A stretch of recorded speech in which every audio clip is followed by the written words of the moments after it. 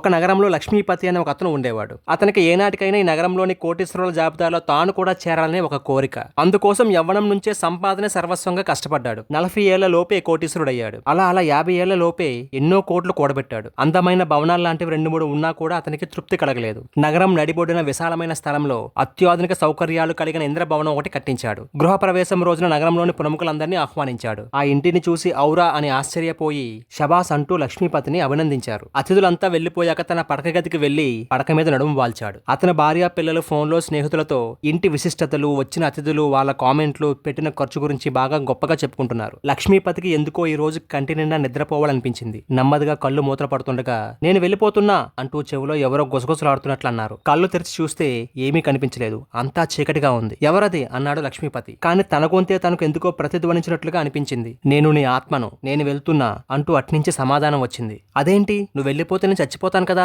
కంగారుగా అన్నాడు లక్ష్మీపతి. అవును అని సమాధానం చెప్పింది ఆత్మ. వద్దు, వెళ్ళొద్దు. చూడు ఎంత అందంగా గొప్పగా కట్టించానో ఈ భవంతిని. ఎంతో డబ్బు సంపాదించి పెట్టాను చూడు. ఇవన్నీ నీకోసమే కదా, నిన్ను సుఖపెట్టడానికే కదా, నీ తృప్తి కోసమే కదా. ఉండు, నాలోనే ఉండి ఇవన్నీ అనుభవించు అన్నాడు లక్ష్మీపతి. అప్పుడు ఆత్మ, అనుభవించాలా?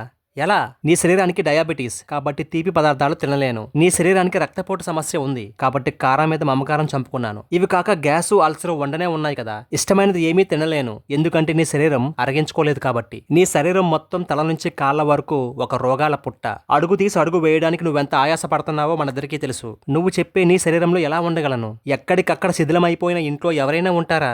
నువ్వు కట్టించుకునే ఈ అందమైన ఇంటితో నాకేంటి సంబంధం? నేనుండేది నీ శరీరంలో. అదే నాకు అసలైన ఇల్లు. నా ఇంటికి ఉన్న 9 ద్వారాలకు అన్ని సమస్యలే. నాకు రక్షణ లేదు, సుఖం లేదు. నీకు అన్నిటికన్నా ముందుగా వచ్చిన పెద్ద జబ్బు డబ్బు జబ్బు. నీకది వచ్చిన నాటి నుండి నన్ను అసలు నిద్రపోనిచ్చావా? నేనుండే ఈ శరీరాన్ని విశ్రాంతి తీసుకోనిచ్చావా? ప్రతి క్షణం ఇంకొకటితో పోటీ పడి నాలో అసూయ నింపావు. ఇంకొకటిని అణగదొక్కడానికి నాతో కుట్రలు చేయించావు. ఎన్నిసార్లు నన్ను పగా ద్వేషంతో రగిలిపోయేలా, ఈర్షతో కుళ్ళిపోయేలా చేసావో గుర్తు తెచ్చుకో. రోగాలు చుట్టుముడుతున్నా ఏనాడైనా పట్టించుకున్నావా? ఇక నేను ఈ శరీరంలో ఉండలేను, వెళ్తున్నా అని ఆత్మ శరీరాన్ని విడిచిపెట్టింది. ప్రతి మనిషికి రేపటి గురించి ఆందోళన ఎక్కువైంది. దాంతో ఈ రోజు, ఈ క్షణం, ఈ నిమిషాన్ని ఆనందించడం మర్చిపోతున్నాడు. దేవుడిచ్చిన ఆరోగ్యమే మహాభాగ్యం అన్న విషయాన్ని మరిచి మనిషి సృష్టించుకున్న డబ్బునే భాగ్యం అనుకుంటున్నాడు. ఒక్క మాటలో చెప్పాలంటే రోగాలకు రమ్మని ఆహ్వానం పంపి అవి వస్తే ఖర్చు పెట్టేందుకు ఈ రోజు కష్టపడి డబ్బు సంపాదిస్తున్నాడు. మన అవసరాలు తీర్చుకోవడానికి కష్టపడాలి, ఆనందించడానికి కష్టపడాలి, మనం ఉండే జీవితం కోసం కష్టపడాలి. కానీ సంపాదించడం ఒక వ్యసనం అయితే అది సమస్యలకు దారితీస్తుంది.